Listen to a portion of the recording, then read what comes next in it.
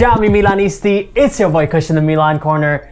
This is it guys, it all boils down to this. Final match of the season, final preview of the season. We didn't have to come to this, it didn't have to come to this Milanisti. We could have taken care of this last weekend, but we didn't, so here we go. Kicking things off with a crazy statistic I heard in Milan Report's podcast yesterday. Guys, if we win tomorrow, when we win tomorrow, we would have beaten every single Serie A team this season, in a single season, for the first time since 1961-62. But if we don't win tomorrow, or we draw and don't make the Champions League, it'll be the first time in the three-point era that a team has accumulated 76 points and not finished in the top four. Guys, in a lot of seasons, 76 points wins you the title. After Atalanta's loss to Juve in the Coppa Italia final, a lot of people said that Atalanta is gonna be fighting and ready to win the second spot, beat Milan tomorrow. Some of you guys said that Atalanta probably wants Juve to now crash out of the Champions League, so they're gonna make it easier for Milan.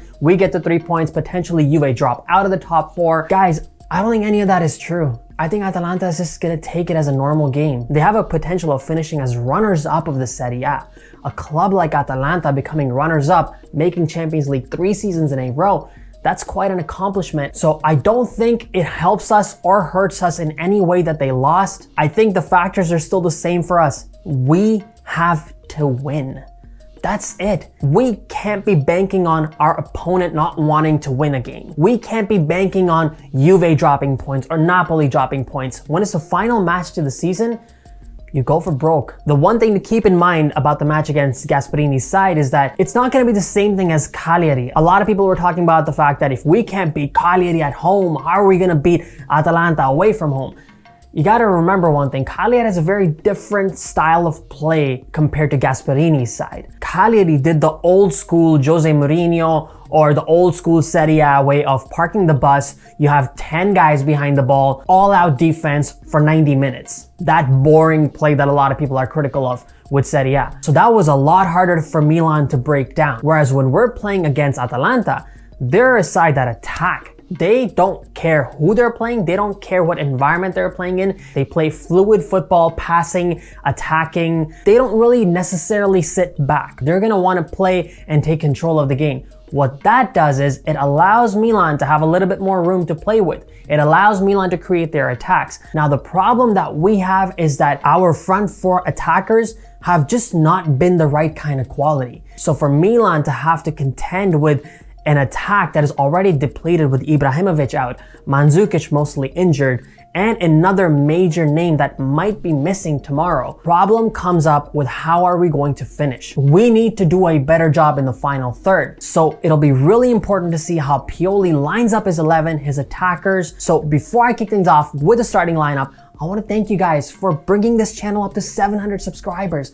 You guys are all freaking amazing. Thank you for the support. Thank you for commenting. Thank you for watching. I appreciate it all so much. And if you haven't already, make sure to hit that subscribe button, hit the bell notification so you can watch the Milan Corner videos as soon as I upload. All right, jumping right into it. In goal, Gigio Donnarumma.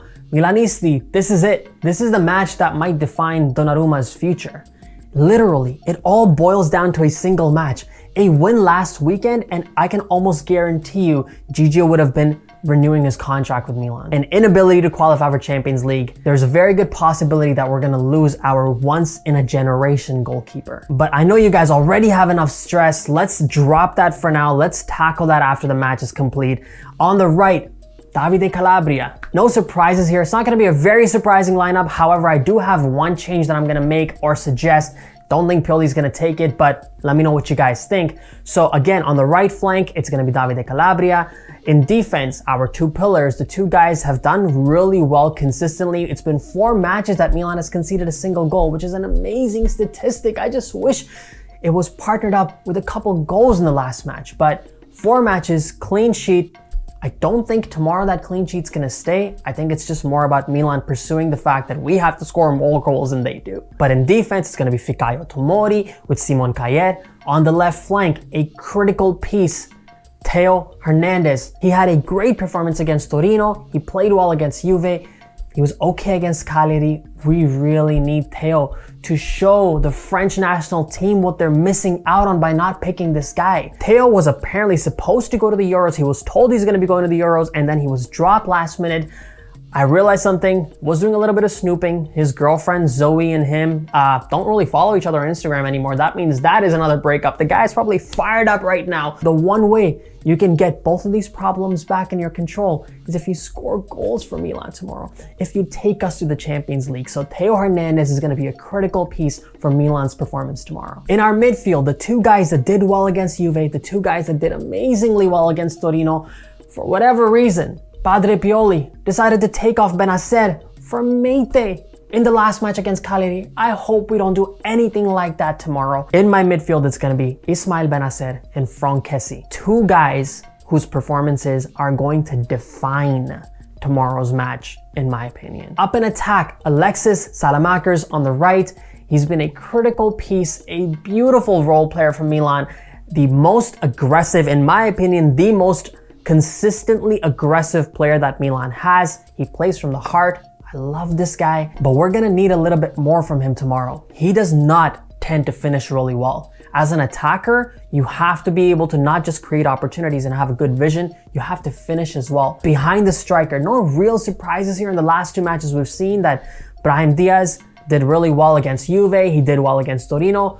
I would start with Brahim Diaz again. On the left flank, this is where I was getting a little bit more experimental. I don't think this is gonna happen, so let's just keep things simple and say that, just like the last few matches, Hakan Çalhanoğlu on the left flank. As a number 10, you're supposed to be the leader of this team, and he has been nothing but that. His finishing is terrible. He seems to always be taking his anger out on Instagram instead of taking it out on the pitch. I really hope that tomorrow he shows Milanisti what he's made up of. However, at the same time, my little experimental piece for that particular position for tomorrow, if the result is not going the right way or we're not being able to break the deadlock, my one piece that I would put in there, not going to be a surprise for most of you, not Krunic, not Samu Castillejo, around the 60th, 65th minute mark, I would beg and plead with Stefano Pioli to please put in Jens Petter Auga. He's that kid who can just turn the match. He has shown that he has that ability. I don't know what has happened. I don't know if this guy has done something behind the scenes that we're unaware of and the team and the management knows.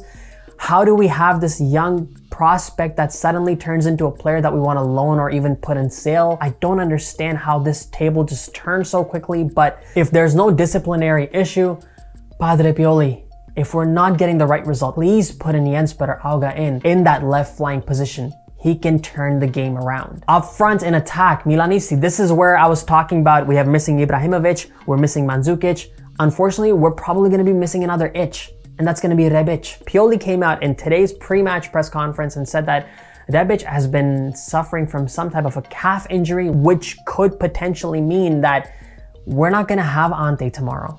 So we're gonna have to start with Rafael Leao. Pioli said that at this point in time, Rebic is more of a no than a yes. Lord knows what's gonna happen with that, but if ever a stage has been set for some small pieces like Brahim Diaz and Rafael Leao, Alexis Salamakers, an underperforming Hakan Çalhanoğlu, if there's ever been a time for these four guys, if they can get a win for Milan, in Milan fans' hearts, they are genuinely going to enter Milan folklore. If you think about the last time that Milan made the Champions League, the last time we qualified for the Champions League, it was also a match that we won on the last match day against Siena. I don't know if any of you guys remember. I actually remember, I think I was in tears. I was like, I can't believe we're gonna miss Champions League. And suddenly Balotelli got that penalty. And then suddenly Filip Mexes did what he did. Filip Mexes is not really a player that we look back at with too much glory. The two things that we remember about Filip Mexes is that bicycle kick with which he scored against Anderlecht in the Champions League, and that goal that he scored in, I think, injury time against Siena to put Milan into the Champions League. So for these four guys, our attackers, if they can extract a result tomorrow, they will enter Milan folklore the same way that Filip Mexes did after that match against Siena. Now, what do I think is likely to happen? The one thing that I've realized, especially after a few conversations on Twitter with some very smart people who understand Milan, is that the more you expect from this team, the more your heart kind of suffers. So just enjoy the match. We've suffered for 8 years to get back into the Champions League. I don't want to say this, but how bad is 9 years if we've already suffered for 8 years? The one thing that we all know, Milan's growing. We're growing as a team. We're playing a lot better than before. And going back to my statistic from the beginning of the video, 76 points or 77 points in some seasons can win you the championship. 76 or 77 points have never not made the Champions League. So the one year that we do get to that mark, if the other team somehow became really competitive too and we miss out, I guess we miss out. But Milan is growing. Our accounting books, our back end, the financials are becoming much more stable compared to a lot of other clubs. And that to me gives a little bit of hope of optimism.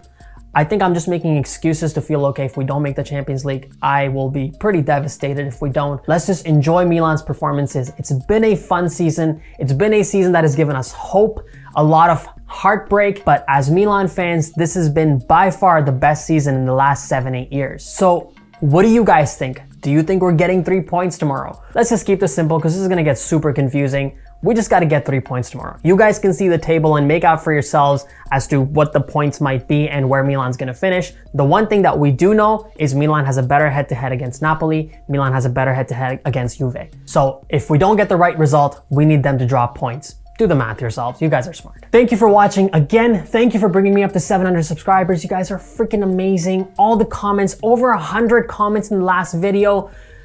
Thank you. Thank you, thank you. I'll see you guys tomorrow. Thank you for watching. Make sure to hit that subscribe button if you haven't already. Milanisti, follow me on Instagram and on Twitter at the Milan Corner. Some of you guys inbox me. We talk during games. You guys are amazing. I love the conversations. Someone said if you like this video, we're gonna make the Champions League. I don't know how, but just go ahead and hit that like button. As always, Forza Milan, grazie mille, e ciao tutti.